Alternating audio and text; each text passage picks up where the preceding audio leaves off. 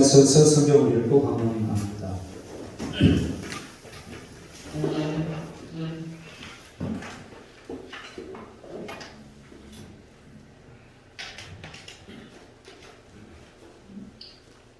마가복음 12장 1절로 12절 말씀을 우리 합독을 하도록 하겠습니다. 시작. 예수께서 비유로 그들에게 말씀하시되 한 사람이 포도원을 만들어 산을 파리로 두르고 집자는 틀을 만들고 망대를 지어서 농부들에게 실어주고 타국에 갔더니 때가 이름에 농부들에게 포도원 소출을 얼마를 받으려고 한 종을 보내니 그들이 종을 잡아 심히 때리고 거저 보내었거늘 다시 다른 종을 보내니 그의 머리에 상처를 내고 능욕하였거늘 또 다른 종을 보내니 그들이 그를 죽이고 또 그 외에 많은 종들도 더러는 때리고 더러는 죽인지라. 이제 한 사람이 남았으니 곧 그가 사랑하는 아들이라. 책으로 이를 보내며 이르되 내 아들은 전대하리라 하였더니 그 농부들이 서로 말하되 이는 상속자니 자 죽이자. 그러면 그 일상이 우리 것이 되리라 하고 이에 잡아 죽여 포도원 밖에 내던졌느니라. 포도원 주인이 어떻게 하겠느냐. 와서 그 농부들을 진멸하고 포도원을 다른 사람들에게 주리라. 너희가 성경에 건축자들이 버린 돌이 모퉁이의 머릿돌이 되었나니 이것은 저로 말미암아 된 것이요 우리 눈에 놀랍도다 함을 읽어보지도 못하였느냐 하시니라. 그들이 예수의 이 비유가 자기들을 가리켜 말씀하신 줄 알고 잡고자 하되 무리를 두려워하여 예수를 두고 가니라. 아멘. 이 말씀은 하나님의 말씀입니다.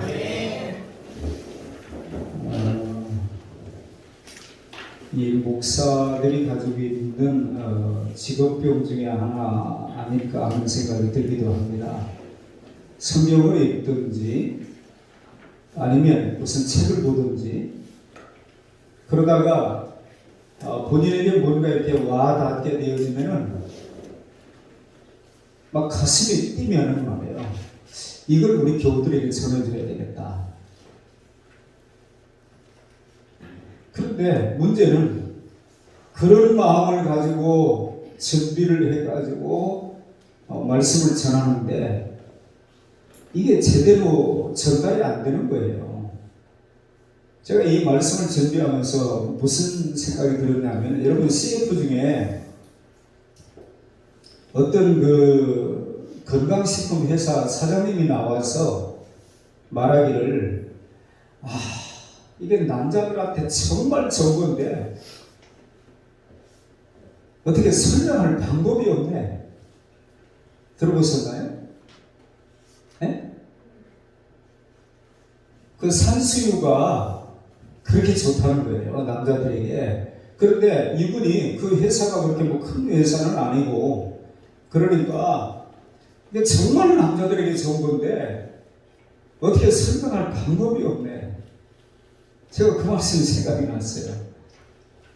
정말 이 말씀이 사실인데 이 말씀을 정말 염두에 두고 우리가 살아야 되는데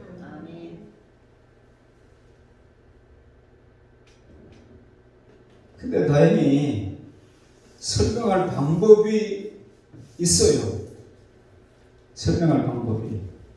오늘 말씀은 비유라고 했잖아요. 자, 1절에 보니까 예수께서 비유로 그들에게 말씀하시되 마태복음 13장 34절에 보면 비유가 아니면 예수님은 말씀하지 아니하셨다. 이런 말씀이 있어요.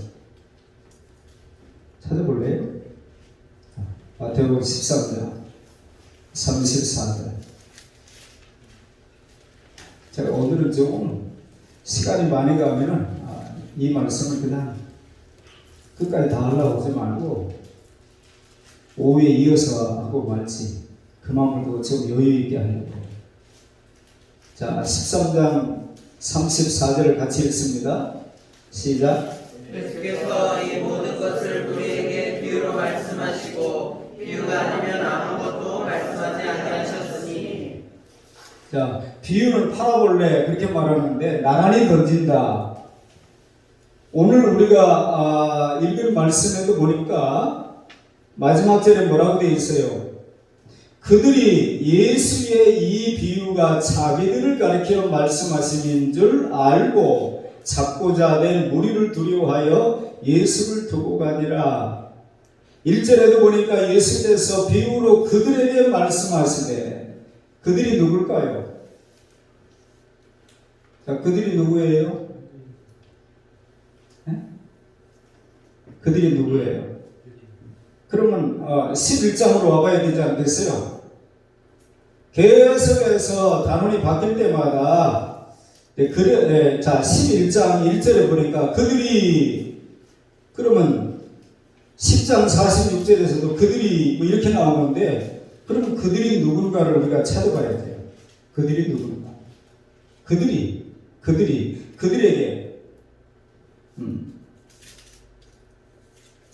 자 11장 12절도 보니까 이튿날 그들이 베다니에서 나왔을 때에 예수께서 시장하신지라. 그래서 성경을 볼 때에 네 가지를 잘 파악해야 된다고 그랬어요. 뭐예요? 시장 인사 따라해 봅시다. 시장 인사. 성경을 그렇게 봐야 돼요. 시간, 장소, 인물, 사건. 이것만 잘 파악하게 되어지면은 누구에게 무슨 말씀을 하셨는지 우리가 잘 알 수가 있어요. 자, 국회의원 출마하면은 뭘 해야 돼요? 자기 고향 사람 많은 데 가서 나가면 되는 거예요? 아니면은 시장에 돌아다니면서 인사를 잘 해야 되는 거예요? 네? 아니, 시장에 민심이 그런 데서 쉽게 찾을 수 있으니까 시장에 가서 부지런히 인사하고 요즘 어떠세요? 그래요. 다 우리 정치하는 사람들이 정치를 잘못해서 국민들이 어려움을 많이 당합니다. 죄송합니다. 또 잘해보겠습니다. 이렇게 하면 좋은데 제일 먼저 조사하는 게 이 동네에 이 지역구에 어느 지방 사람들이 많이 살고 있는가를 생각하는 게 중요해요. 국민들이 의식이 바뀌지 않는데 정치가 선진화되는 방법은 없어요. 정치하는 사람들이 잘해서 나라가 새로워지는 게 아니라 국민들의 의식이 그걸 바꿔줘야 되는데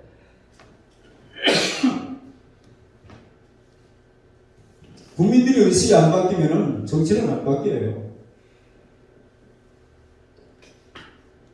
앞에 보니까 예수께서 비유로 그들에게 말씀하셨다고 그랬는데 그들이 누구냐면은 말이에요. 예수께서 성전에서 거니실 때에 대제사장들과 서기관들과 장로들이 나와 이르되 무슨 권리로 이런 일을 하느냐.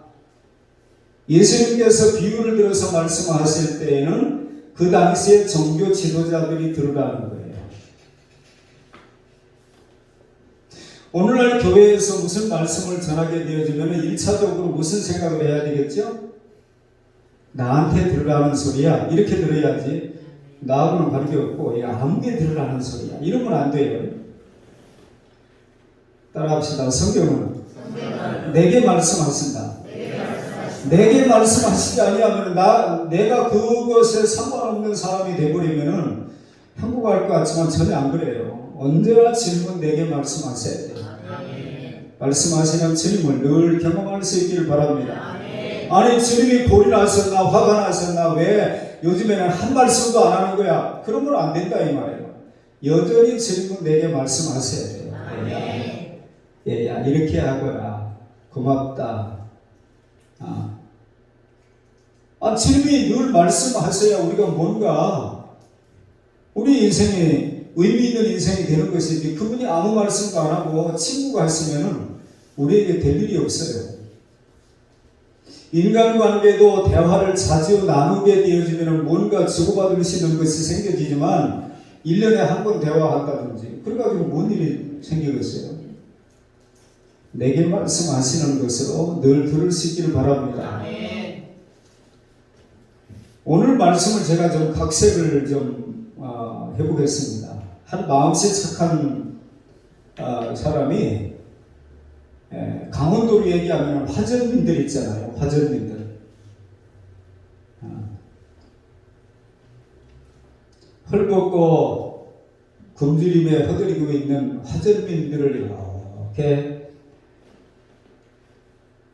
불쌍히 여기는 그 마음으로 우리 주님이 긍휼히 여기시면은 뭔가 문제는 일어납니다. 사건은 일어납니다.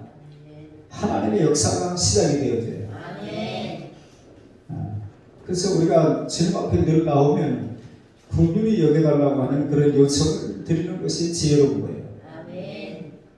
아쉬운 것이 하나도 없는 사람이 괜찮은 사람이 아니라 불쌍히 여겨달라고.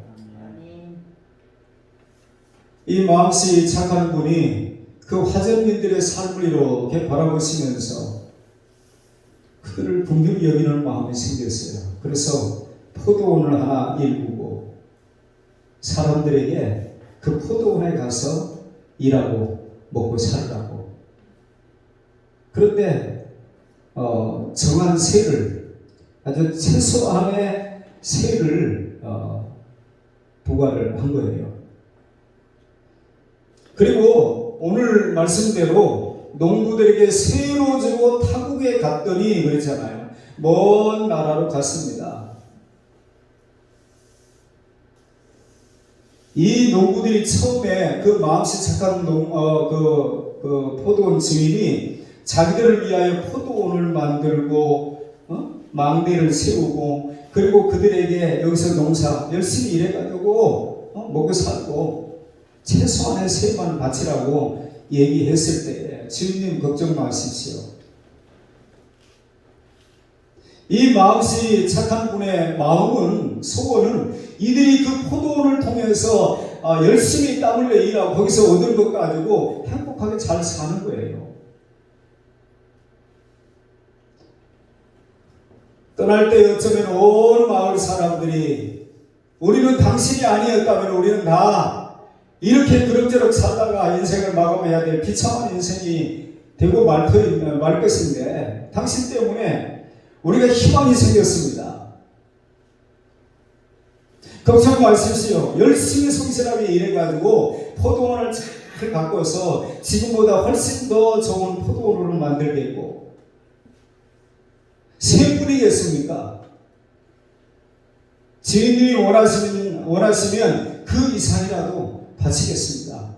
뭐 그러지 않았겠어요? 너무 감사한데.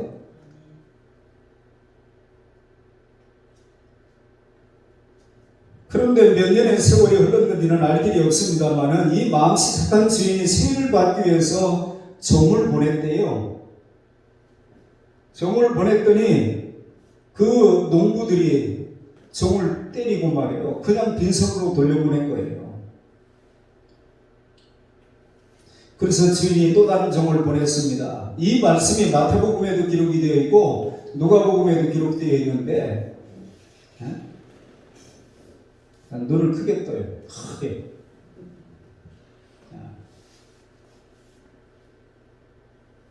다른 복음서에서도 다 기록되었다고 하는 것은 그만큼 우리 주님이 비유가 아니면 말씀하지 않았다 그랬는데 이 비유에 담긴 뜻이 크다는 거잖아요. 한 번만 말씀하셔도 한 복음서 기자가 기록만 해도 그 사건은 대단히 의미 있는 사건인데 다른 복음서에서도 다 기록을 했어요. 오늘 우리가 받은 마가복음에 보면은 소출 얼마를 받으려고 한 종을 보내니 그들이 종을 잡아 심히 때리고 거저 보내었거늘. 이 농부들이 처음부터 그런 마음을 가졌을까요? 처음에는 고마운 마음을 가졌죠. 그런데 때가 이르면 농부들에게 포도원 소출 얼마를 받으려고 종을 보내니까 이들의 태도가 달라진 거예요. 다시 다른 종을 보내니 그의 머리에 상처를 내고 능욕하였거늘 또 다른 종을 보내니 그들이 그를 죽이고 또 그 외에 많은 종들도 더러는 때리고 더러는 죽인지라.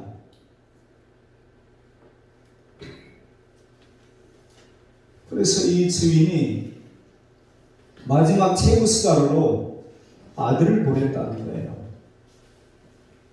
자, 이쯤 되면 우리가 종들이 누군지를 알겠죠? 누구예요?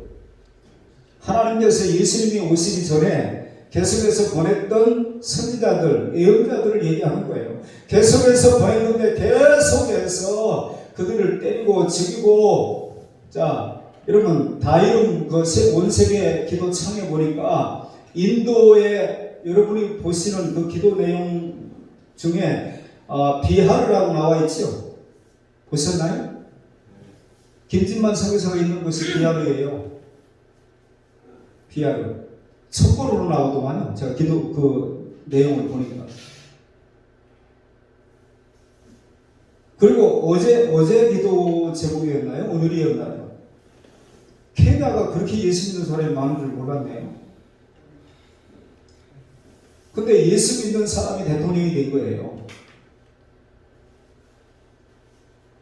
자, 우리가 성경을 보고 또 세상에 되어져가는 일들을 이렇게 보다가 무슨 생각을 가끔 못뜨고 하느냐 하면은, 아니 우리가 좀 큰 소리치고 우리가 좀 불쌍히 여기고 이래야 되는데, 우리가 그들 앞에서 사정하는 것 같고 그들 앞제에 계속 우리가 눌려있는 것 같은 생각이 들 때가 참 많아요. 그들은 자기들 멋대로 살고, 이게 웬일이지?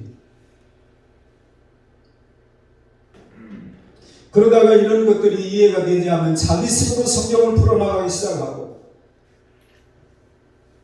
소위 부흥신앙, 우리가 이래봬도 하나님의 자녀인데 잘 살아야 됩니다, 멋지게 살아야 됩니다, 맞는 말 같은데 이건 뭔가 좀 이상한 거예요.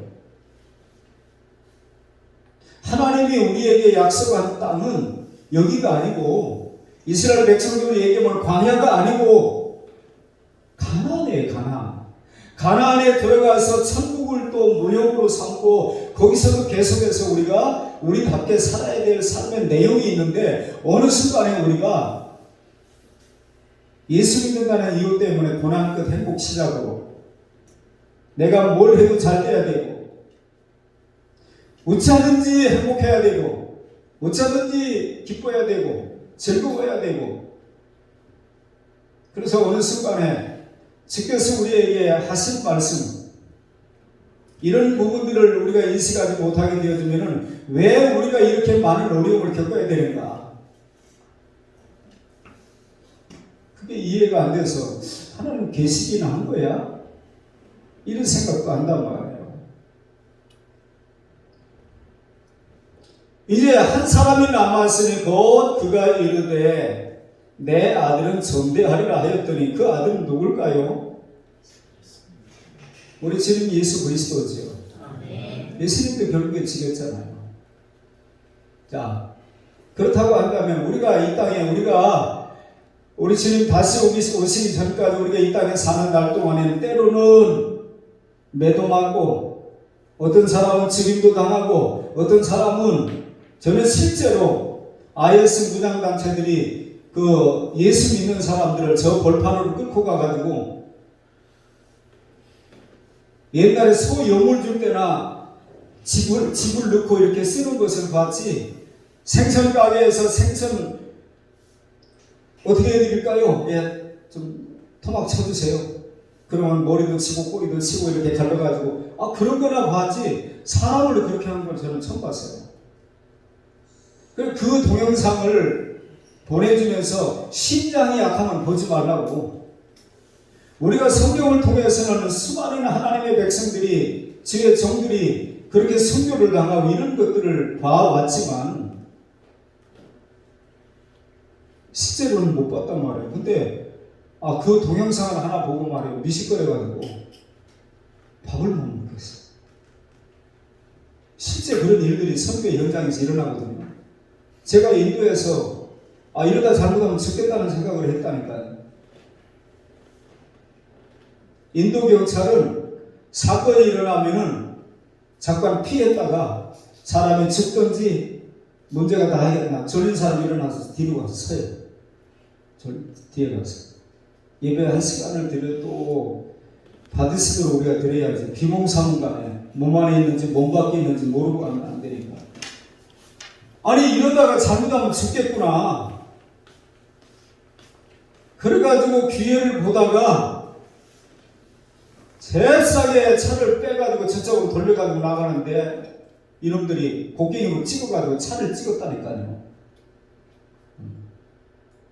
제가 당뇨가 억울한 다음에 그게 뭐 의사들의 말이 100% 정확한 건 아니겠지만 전문가의 의견은 뭐 무시할 수는 없잖아요. 급격한 스트레스가 왔을 때 이런 현상들이 일어날 수 있는데 원래 당신 당뇨 걸릴 체질이 아니라는 거예요. 당뇨 걸릴 체질이 따로 있는지는 모르겠지만 무슨 일이 있었느냐고. 됐습니다. 예. 뭐 다 설명해야 뭐 알 것도 아니고. 하나님의 일을 하는 사람들이 원치 않게 여러 가지 이런저런 상황에 놓여요. 자, 우리가 얼마 전에 요셉 얘기를 나눴습니다만은 요셉에게 하나님이 미리 시나리오를 주고 이런 일이 있을 거야. 그러니까 놀라지 말아라. 13년만 견디면 돼. 그럼 처리가 돼. 그러신 게 아니고 아니 어느 날 갑자기 말이에요. 형들이 인생매매 법으로 처음에는 죽이려고 그랬어요. 직장생활 10년 한 게 아니고 노예생활 10년 했다니까요. 그리고 꿈 잘 해몽해 줘가지고 설마트는 관원장에 나가서 복직이 되어지면 자기를 어떻게 좀 빼줄 줄 알았더니 이 사람이 잊어버리고 3년을 감옥살이를 또 한 거예요. 그 이상한 여인 때문에 그런 일을 겪은 거예요. 우리가 이 세상을 살면서 되어져가는 여러 가지 일들, 왜 성경에 좋은 말씀 많이 있는데 왜 하필이면 그 말씀에 그렇게 관심을 두느냐고 얘기하면은 어떻게 말해야 되는 거죠? 성경은 뭐라고 얘기할까요? 무릇 그리스도 안에서 경건하게 살고자 하는 자는 핍박을 받으리라. 그렇다고 하면 역으로 생각하면 우리에게 핍박이 없다고 하는 것은 우리가 신자답게 안 사는 것 때문에 핍박이 없을 수 있겠지요. 하나님의 나라에 들어가려면 우리가 많은 환난을 겪어야 된다고 하는 말씀을 우리가 생각해 볼 때 우리에게 그냥 아니 예수 안 믿는 사람도 하는 거 잘 돼가지고 날마다 자취하고 축배 들고 여행 다니고 뭐 할 것 하고 싶은 거 다 하고 사는데 제가 모르겠어요. 제가 형 같으면 뭐 말을 하겠는데 형이 아니고 제 아우가 내년 며느리 둘이 다 외국 사람이니까 그 나라에서 결혼식을 했는데 여기 와서 또 해야 되는 거예요. 작은 며느리는 미국에 와서 이미 한 번 했고 여기서 뭐 그렇게 했고 큰 며느리는 스웨덴에서 이미 했는데 한국에서 또 해야 된다는 거예요. 근데 가만히 생각하니까 집안 식구들 다 며칠을 지낼 수 있는가 미리 예약을 해야 되니까 호텔에 예약을 하고 뭘 해야 되고 그러니까 미리 좀 알려달라고 하는데 가만히 생각하니까 이 녀석이 절의 얘기는 한마디도 없었어요. 집안의 식구가 지금 현역 목사가 3명이나 있는데 절의 얘기를 안 한 거예요. 갑자기 속에서 무슨 마음이 올라왔냐면 절의 얘기 안 하면은 나 안 간다. 목사가 3시이나 되는데 가서 예식장 주례가 하는 것을 그냥 보고 있으라는 말인가? 왜 말이 없지? 당연히 해달라고 하는 건지 말이 없어서 그냥 기다리고 있는 거예요.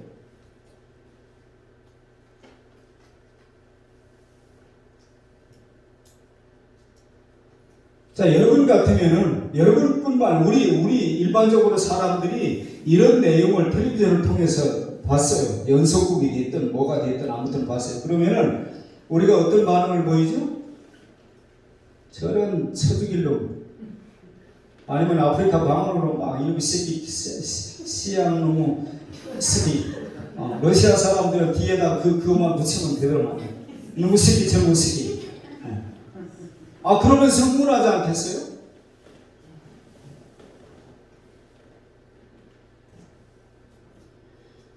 왜 이 사람들이 악한 농부로 바뀌었을까요? 우리의 관심이 거기에 있는 거예요. 우리 주님이 그런 일이 있었단다. 그런 줄이나 알고 있어라. 그럴 것 같으면 하시지도 않았어요. 지금 이 말씀을 듣는 사람들의 대상이 누구라고요? 대제사장들, 서기관들, 장로들, 바리새인들. 이 사람들이 바로 서지 않게 되어지면은 되어질 일들이 뭐겠냔 말이에요. 이미 우리 예수 믿는 사람들이 달라지지 않으면은 되어질 일들이 뭐냔 말이에요. 교회 안에서도 목사부터 앞선 사람부터 달라지지 않게 되어지면은 무엇을 기대하느냐 말이에요. 무엇을?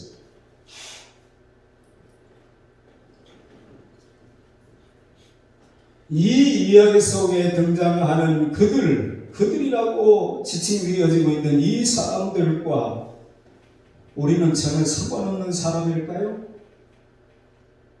그게 중요한 거죠.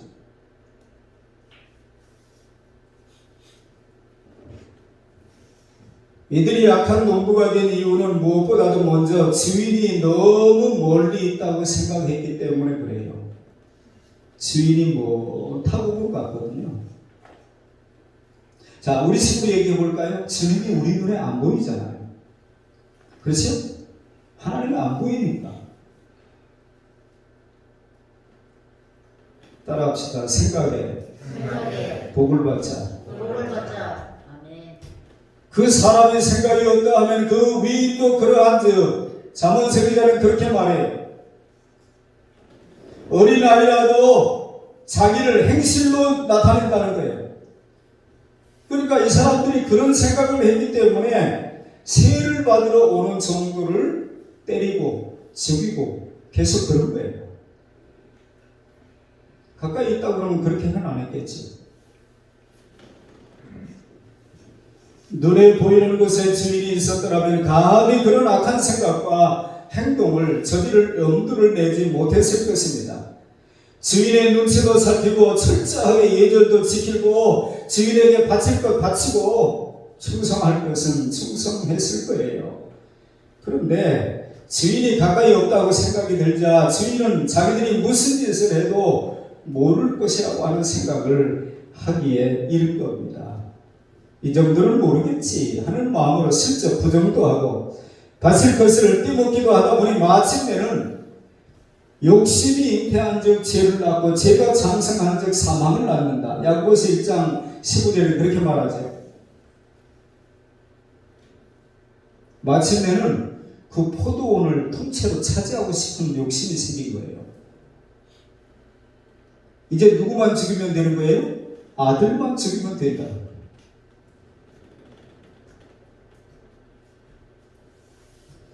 욕심과 이익에 눈이 어두워진 이들은 마침내 살인 청부업자가 되고 주인을 몰라보는 미친 개로 전락을 한 것입니다.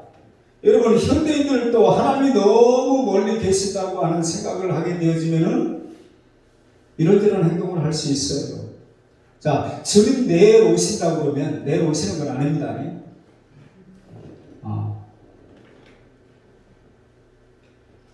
10월 23일 11시 예배 녹음을 떠가지고 내일 오신다 했다 해가지고 유단자 되는 경우들이 과거에는 종종 있었어요. 박조준 목사님 옛날에 영락교회 담임하실 때에 국정원에서 나와가지고 설교 녹음을 떠가지고 가요. 그 당시에는 뭐 녹음을 이렇게 인터넷으로 뭐 준비되고 이런 게 아니니까 정보들이 와가지고 녹음을 해가지고 가서 들어보고 정부를 두드렸다, 정부를 막 때리는 공격을 했다든지 그런 것들을 가지고 이제 매장을 하려고 계획을 짜는 거예요. 그냥 예를 들어서 내일 오신다고. 내일 하면 너무 급한가요? 한 달 후에 오신다고 어떻게 하겠어요? 넉넉하게 1년 후에 오신다고 그러면 지금처럼 살겠습니까? 주님 곧 오신다고 하는 말을 하지만 언제 오실지 몰라. 물론 언제 오실지 모르지. 아들도 모른다고 그랬으니까. 근데 성경은 지금 영어 성경에는 지금 현재 오시고 있다 이렇게 표현되어 있다고요. 언제 가만히 계시다 딱 나타나시는 게 아니고 지금 오시는 중이라는 거예요. 그런 표현을 현재 진행형으로 써 있어요. 그리고 성경에 가장 많이 언급된 단어 중에 재림에 대한 얘기가 그렇게 많아요. 재림에 대한.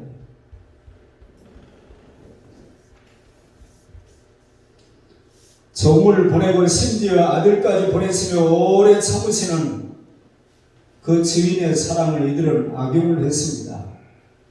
우리로 얘기하면은 오늘날 신자들이 왜 방종한 삶을 사는가? 왜 하나님 없이 사는 인생들이 이렇게 이 땅에 많은가? 세상에 많은가? 하나님의 오래 참으심을 오해하고 있는 거예요. 저 예수쟁이들 옛날에도 말세라고 고도신다고 해서 저놈들의 협박에 넘어갈 우리가 아니지. 그리고 그걸 무시하는 거예요. 그래서 자기가 주인처럼 행세하고 사는 겁니다.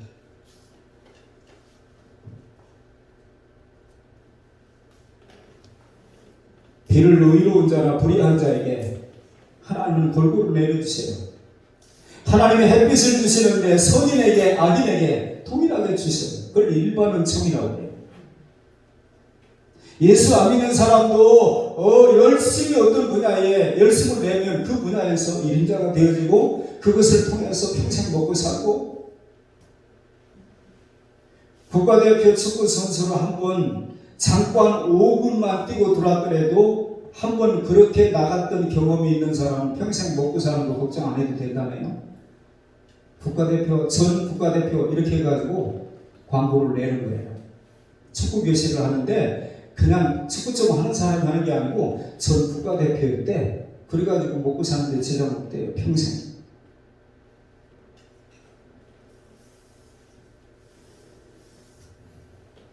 의인과 악인에게 동일하게 베푸시는 하나님의 그 놀라운 은혜, 이것을 오용 내지는 악용을 하는 거예요. 그래서 많은 현대인들에게는 하나님이 계시지 않든가, 설사 계시다 해도 저 하늘 저 멀리 계시기 때문에 내가 하는 일을 잘 모를 거야. 그리고 뭐 금방 무슨 일이 생기겠어? 무슨 일 나겠어? 이런 여유가 사람들에게 있는 거예요.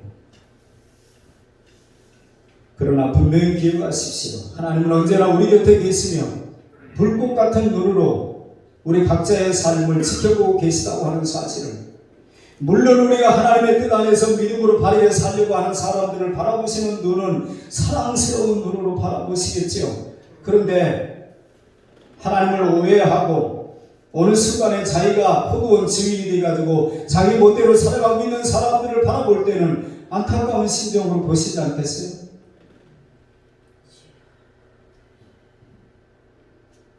세상의 악인들이 날뛰고 의인들이 고난을 받고, 그래서 하박국처럼 과연 하나님은 계신 것입니까? 언제까지입니까? 이런 질문을 하지만 그것은 악인 한 사람이라도 멸망치 아니하고 회개하며 돌아오기를 기다리시는 하나님의 사랑의 인내일 뿐입니다. 기억하시길 바랍니다. 그런데 사람들이 오해하는 거예요. 자, 에스겔서 33장을 한번 보세요.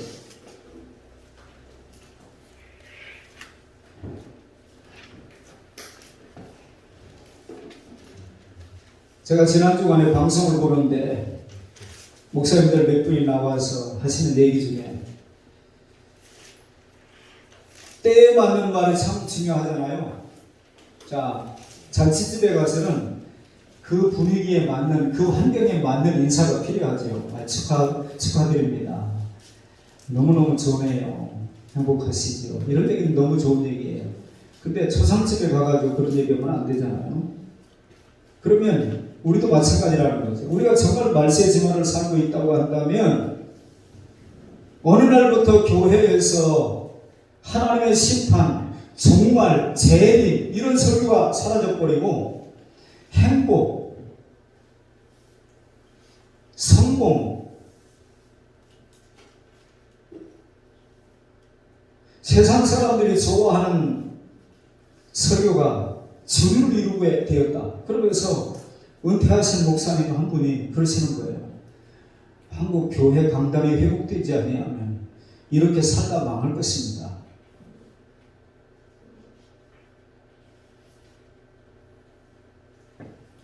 자, 33장 11절을 같이 읽습니다. 시작. 너는 그들에게 말하라. 주 여호와의 말씀이니라. 나의 삶을 두고 맹세하노니 나는 악인이 죽는 것을 기뻐하지 아니하고 악인이 그의 길에서 돌이켜 떠나 사는 것을 기뻐하노라. 이스라엘 나라가 너희 하나님께서 떠나라. 어찌 죽고자 하느냐 하셨다 하라. 하나님은 한 사람도 멸망하기를 원치 않는다 이 말이에요. 그래서 오래 참는 거예요. 하나님이 안 계셔서 아무 일도 안 나타나는 것이 아니고. 자, 베드로후서 3장 9절로 갑니다.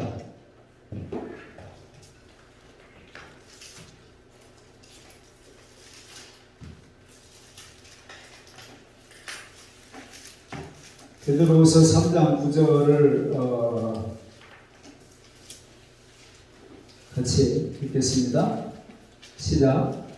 주의 약속은 어떤 이들이 더디다고 생각하는 것 같이 더딘 것이 아니라 오직 주께서는 너희를 대하여 오래 참으사 아무도 멸망하지 아니하고 다 회개하기에 이르기를 원하시느니라.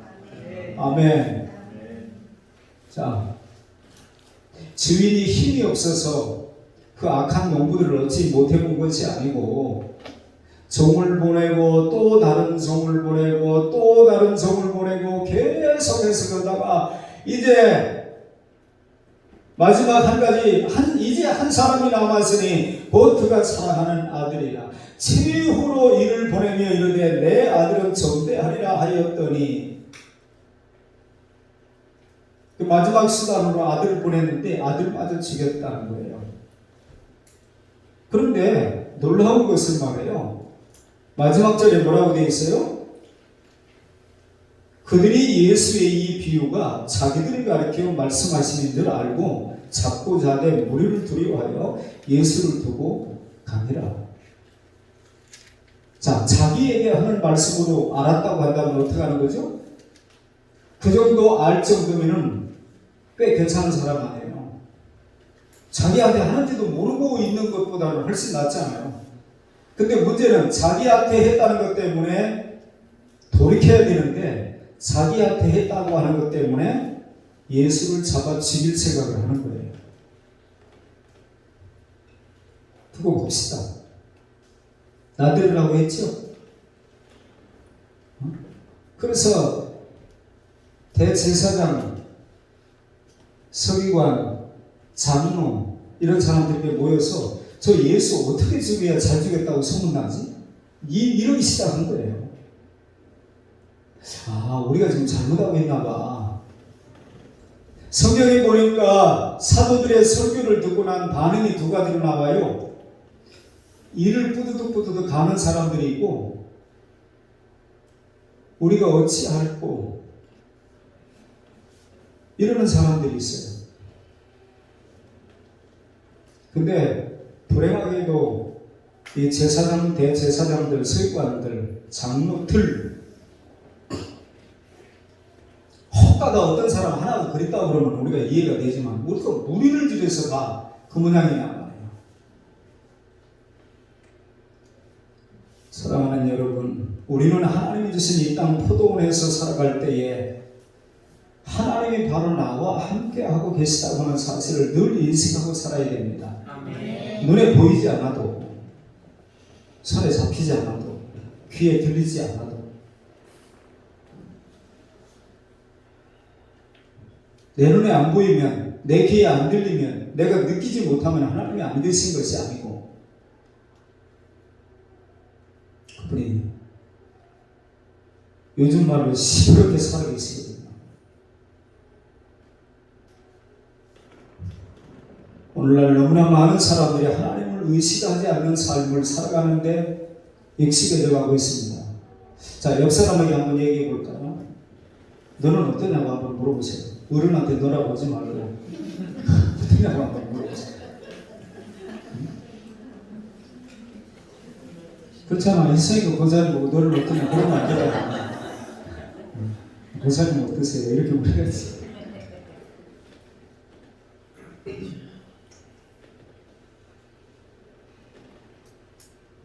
입술에는 하나님이 있지만 생활 속에서는 전혀 하나님을 의식하지 않는 모습을 보는 것은 우리에게 어려운 일이 아닙니다. 쉬운 일이 되어버렸어요. 한 집안에 어른이 앉아 계셔도 말소리를 죽이며 조심하는 것이 우리의 예절 아닙니까? 주님을 모시고 살아가는 그리스도인이 그 정도라도 조심하면서 경건하게 살아가야 되는데 과연 그렇게 살고 있느냐 이 말이에요. 바쁘게 살다가 주일날 오는 정도 그것도 안 하는 사람이 있으니까 뭐 그것도 장하게 하지만 근데 우리 주님이 우리에게 요구하시는 것은 그리스도의 장성한 분량에 이르기를 원하시는 거예요. 그 정도면 돼. 교회 나오는 것만해도 장하지. 처음에는 그랬는데 언제나 그러지 않아요. 1년 지나면 1년에 맞고 5년 지나면 5년에 맞는 세상으로 얘기하면 5학년은 5학년 수준에 맞는 말을 하고 행동을 해야 되고 중학생은 중학생답게 고등학생은 고등학생답게 대학생은 대학생답게 아버지는 아버지답게 어머니는 어머니답게 목사는 목사답게 권사는 권사답게 주님이 요구하시는 게 그거거든요.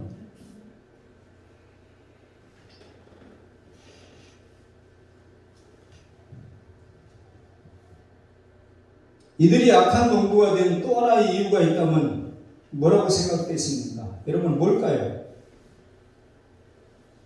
네?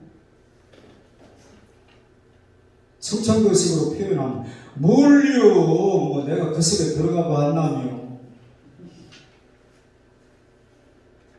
그 사람들이 그렇게 했는 줄 내가 어떻게 안 돼요? 신앙생활은 그렇게 하면 안 되고 왜 그랬을까? 이 사람들이 그러다가 그거 추적하다가 그 속에서 어느 순간 내 모습이 보이면 회개하는 거예요. 그게 신앙생활이거든요. 이들이 악한 농부가 된 또 하나의 이유는 이들이 남의 것을 자기 것으로 착각했기 때문에 그렇습니다.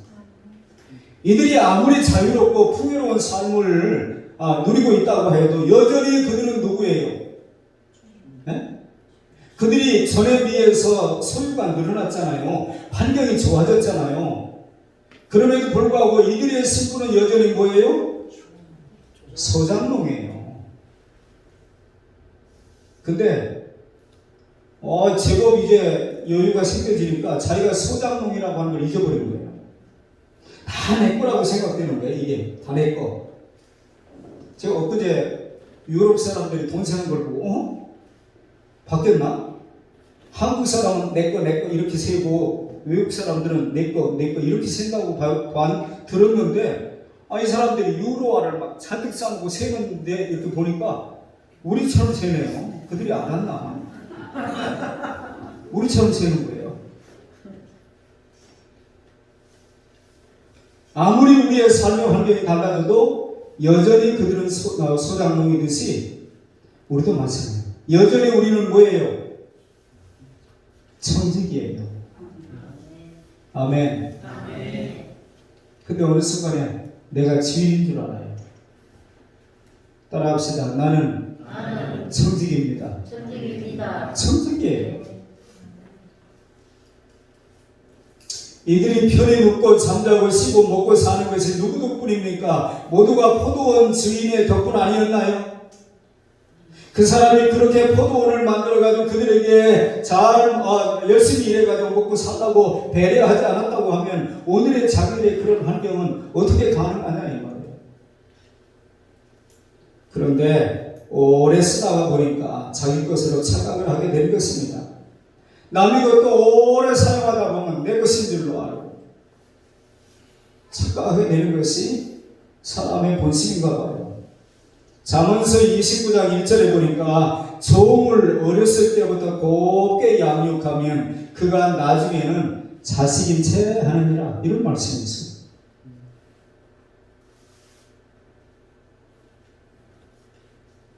원래 이들의 임무가 무엇이었습니까? 주어진 포도원을 잘 가꾸고 정당한 세를 적기에 바치고 주인의 환심과 인심을 얻어야 하는 것이 이들 아닙니까? 그런데 세월이 지나고 처음 가졌던 고마움과 감격은 점점 식어지고 생활이 점점 윤택해짐에 따라 주인에게 바칠 것이 점점 많아지기 시작하자 부담이 되기 시작한 거예요. 이거를 통째로 삼킬 방법은 없는가? 전에는 처음에는 주인의 존재가 그렇게 귀찮은 존재가 아니었을 거예요. 근데 어느 순간부터 주인이라고 하는 존재가 자꾸 거슬리기 시작하는 거예요. 아이씨, 이 주인이 없다면 내 마음대로 할 수 있는 것이 많이 늘어나서 좋기는 한데 그래도 양심이 있어가지고 이래도 되는 건가? 그러다가 어느 순간에 주인의 존재를 제거해버렸으면 좋겠다는 생각을 하는 거예요. 주인 없으면 그런 꼬리낌도 없잖아요. 아니 교회를 때려쳐버리면 그런 거 안 가져도 되잖아요.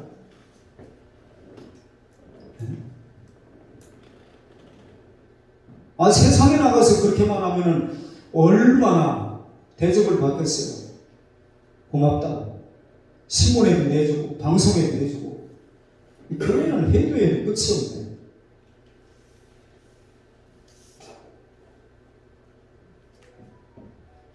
내가 얼마나 내 것을 갖다가 희생을 많이 했는데 마침내 자기의 소유권을 주장하는 사람으로 바뀌게 됩니다. 무슨 소리야, 원래부터 내 포도원이었어. 내가 이 옛날부터 농사 짓고 있는 거 너 봤지? 내 거야. 뜬금없이 갑자기 누가 나타나가지고 지가 주인이라고 그러는데 어림도 없는 소리. 내가 주인이야. 내가 피땀 흘려 일궈놓은 포도원이야. 그러면서 세를 달라고, 어디 와서 세를 달라고 그러냐고 두드려 패고 죽여버리고 그런 거예요. 우리도 하나님이 포도원을 주신 이 땅, 하나님이 주신 생명, 그리고 물질과 가정과 건강 등등의 모든 것에 스스로가 주인이 되기 쉽습니다. 그런데 우리가 기억해야 될 것은 우리는 청직이라는 거예요. 청직이에요. 자, 누가복음 12장을 봅니다.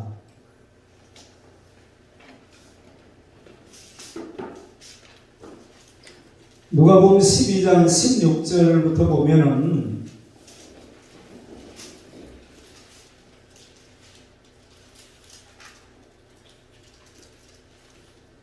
또 비유로 그들에게 말하여 이르시되, 자, 비유를 왜 비유를 들냐면은 비유를 들면은 잘 알아듣거든요. 그 예수님 왜 비유가 아니면 말씀하지 않았다고 그러느냐? 근데 현대인들은 비유 같은 거 들지 마세요. 그거 다 알아차려요. 나도 알아차리고 남도 알아차리니까. 그래서 나하고 전혀 상관없는 얘기 하세요. 근데 그렇게 하는 거 아니거든요. 주님 나한테 말씀해 주십시오. 이래야 되지.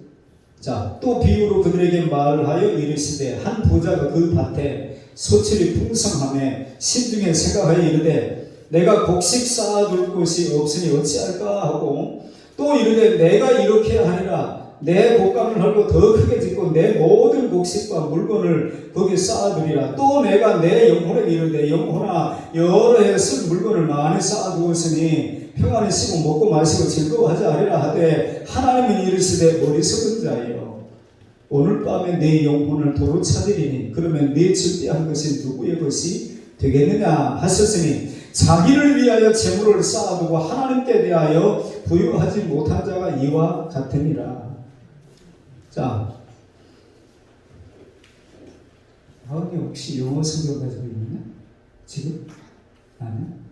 영어 성경에는, 자, 우리가 오늘 우리말 성경을 읽은 것에 보니까 무슨 단어가 많이 등장하죠? 네? 나. 제가 영어로 S-I-N, 제가 S-I-N이잖아요. 내가 중심이 되는 게 죄라는 거예요. 근데 이 짧은 구절 속에 나가, 나라고 하는 말이 6번이나 등장을 해요. 근데 영어 성경에는 11번이 등장을 하고, 헬라어 원문 성경에는 인칭 1인칭 대명사와 소유격까지 생각하게 되어지면 훨씬 더 많아요. 나와 세상은 간 곳 없고 구석안중한 보이도다. 우리가 예전에 그런 찬송을 부른 적이 많이 있는데 자꾸 내가 보이면은 내가 커 보이고 내 생각, 내 마음, 내 느낌, 내 기분, 내 형편 자꾸 이렇게 되면 결국에는 제된 상황으로 가는 거예요. 주님이 기뻐하실까? 주님이 어떻게 보실까? 이것이 우리 공동체에 유익할까? 자꾸 관심을 그렇게 둬야 되는데 어느 순간에 나 그러면 결국에 바르게 못 사는 거예요. 이게 어찌 세상 사람들만의 이야기로 끝나겠느냐 이 말이에요. 예수님께서 비유를 드셨을 때에 대제사장들 들어봐, 서기관들, 바리새인들, 장로들 들어봐, 어디 그들만을 위한 이야기를 성경에 기록했겠단 말이에요. 오고 가는 세대의 모든 인생들이 들어야 할 말씀인 줄로 믿습니다. 아멘. 그렇게 들어야 돼요.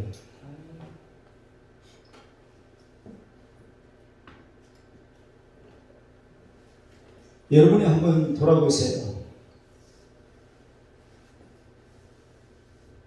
일생을 지금까지 살아오면서 예수님을 구속주로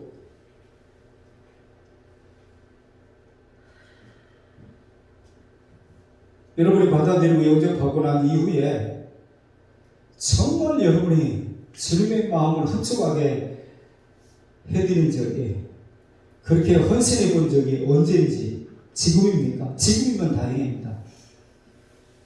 가장 신앙생활 잘하고 있는 사람이 지금이라고 얘기하는 사람이어야 되지 않겠어요? 근데 지금은 아니라고 할지라도 가까운 기간 안에 그런 적이 있었지요. 주님이 저한테 그렇게 한번 할 수 있는 기회를 주셨습니다. 은혜를 주셨습니다. 정말 감사하게 생각하고 있습니다. 그렇게 간증할 수 있다고 한다면 행복한 거예요. 옛날에 한번 내가 했던 것 같은데 그러면 안 돼요.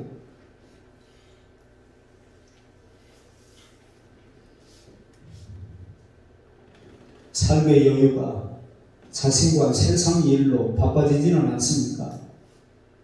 본회포, 저 태극기 운동하는 사람 그 사람들이 자주 써먹는 말이 본회포인데, 본회포의 말을 드리게 되면은 교회나 결혼과 가정, 문화와 정부는 하나님이 우리에게 맡겨주신 것입니다. 우리의 책임은 이것을 하나님의 뜻에 잘 맞게 가꾸어 가는 거예요. 가정도 그렇게 가꾸어 하고, 결혼도 내 마음에 맞는 사람하고가 아니라 하나님의 뜻에 맞는 사람하고, 문화를 정부를 이런 모든 것들은 우리가 잘 가꾸어서 하나님이 기뻐하시나 만한 그런 모습으로 갖고 가는 것이 우리의 책임이라는 거예요. 지난주에도 그 맨데이트 위임이라고 하는 얘기를 잠깐 했잖아요. 하나님 우리에게 위임하신 거란 말이에요. 잘 좀 해줘. 잘해줄 수 있겠지? 그런 거거든요. 그런데 어느 날 자기 멋대로 하면 안 된다는 거죠. 얼마나 많은 사람들이 자기 것처럼 행세하는지, 그런 것이 혹시라도 내게 속에서 보인다면 내가 고쳐야 되고, 내가 사랑하는 가족들이 그렇다고 한다면 그건 아닌 것 같아. 서로 고쳐줘야 돼요. 그렇게 안 하면 우리도 어느 순간에 악한 농부가 될 수 있습니다. 우리가 앞에서 나하고 상관이 없다고 생각했을 때 이런 처죽일 놈들, 이런 못된 놈들이나 우리가 그렇게 흥분했다면, 우리가 그런 소리를 듣지 않으려면 우리가 언제나 그분을 지휘로 인정하고,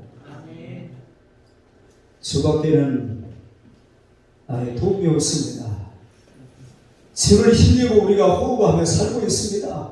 오늘도 주님의 은혜가 필요합니다. 제가 새벽기도에 대한 의미를 그렇게 부여한 적이 많습니다. 뭐 별건가요? 새벽에 나와서 하는 일. 그냥 겸손하게 하나님 오늘도 새날을 열어주셨는데 제 생각대로, 제 기분대로, 제 판단대로 살지 않게 해주시고, 오늘도 제가 하나님의 사람인 것을, 제가 직장 선교사로 파송되어 가지고 오늘 또 출근을 하게 되는데 6일 동안 흩어진 교회로 생활할 때에 선교사 역할을 잘할 수 있도록 하나님 순간순간 내 생각을 다스려 주시고 내 마음을 지배해 주시고 때때로 주의 말씀이 생각이 나서 그 말씀에 입각한 삶을 계획하고 살아갈 수 있도록 도와주십시오. 주님 아셨죠? 그러고 오는 거예요. 뭐 별거예요. 근데 그걸 안 하고 살면 내 생각대로 사는 거죠.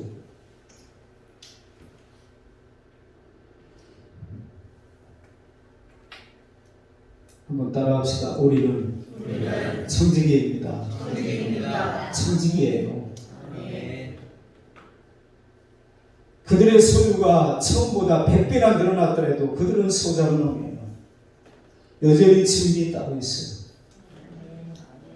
기억하시고 우리의 삶을 돌아보면 안타까운 것은 성경을 통해서 보다가 대제사장들이 그랬다, 서기관들이 그랬다, 장로들이 그랬다 그러면은 목사는 목사 나름대로 목사가 잘해야 되겠구나, 장로는 장로 나름대로 장로가 잘해야 되겠구나, 앞선 사람들이 그런 마음을 가지고 자기를 비춰보고 자기를 돌아보고 그런 삶의 자세를 갖는다고 그러면 좀 더딜지라도 왜 안 되겠어요?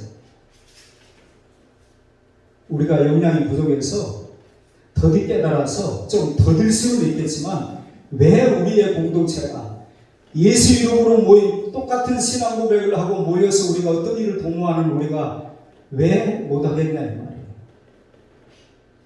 나름대로 자기가 주인이 돼가지고 사는 모습들이 많기 때문에 무슨 얘기라면 저 바쁜데요, 저 힘든데요, 저 아픈데요, 뭐가 어떤데요, 자꾸 이래서 자기가 동의하지 않으면 안 되는 상황이 자꾸 되기 때문에 문제가 아닐까요?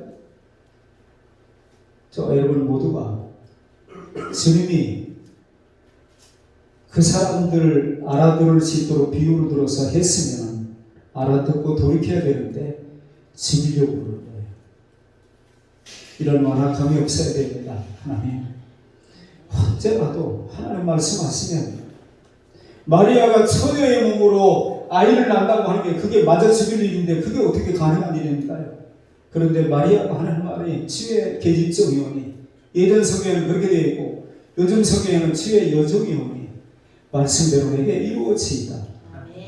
받아들여서 천만인의 어머니가 되지 않았느냐 말이에요.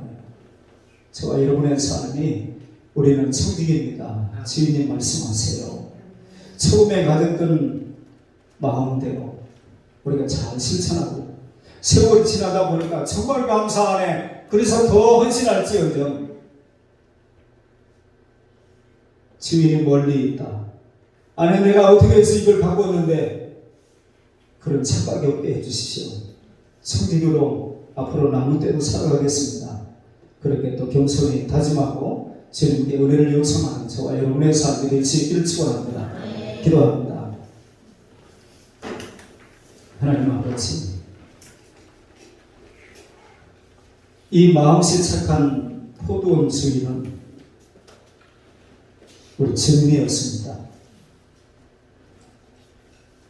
제 가운데 허덕이다가 영원한 형벌 속에 들어갈 인생들을 바라보시고 불쌍히 여기는 마음 때문에 저희들에게 하나님은 은혜를 베푸시기 시작했습니다. 그 은혜를 처음에 받아들일 때는 구속의 은총에 대한 감격 때문에 내 생명도 주의 소유라고 말하면서 평생에 살아도 주를 위하여 살겠고 죽어도 주를 위하여 살겠습니다. 사나 죽으나 나는 주의 것입니다. 그렇게 고백했던 인생들이 어느 순간에 주인을 잃어버리고 내 신분을 잃어버리고 사는 모습들이 점점 많아지고 있는 그런 환경들을 봅니다. 저는 첫째는 저희들 각자가 자신부터 살피는 기회가 되게 도와주시고 나아가서 우리 사랑하는 가족들, 우리 믿음의 식구들, 우리 공동체, 내 이웃들이 바르게 살아갈 수 있도록 피차간에 권면하여 바른 삶으로 나아갈 수 있기를 힘쓰는 삶이 되기를 원합니다. 주님, 청직이 됨을 잘 감당하여 잘했다 칭찬함을 받고 내 주인의 즐거움에 참여하라고 하는 음성을 들을 수 있는 자가 되게 하여 주시옵소서. 예수님의 이름으로 기도하옵나이다. 아멘.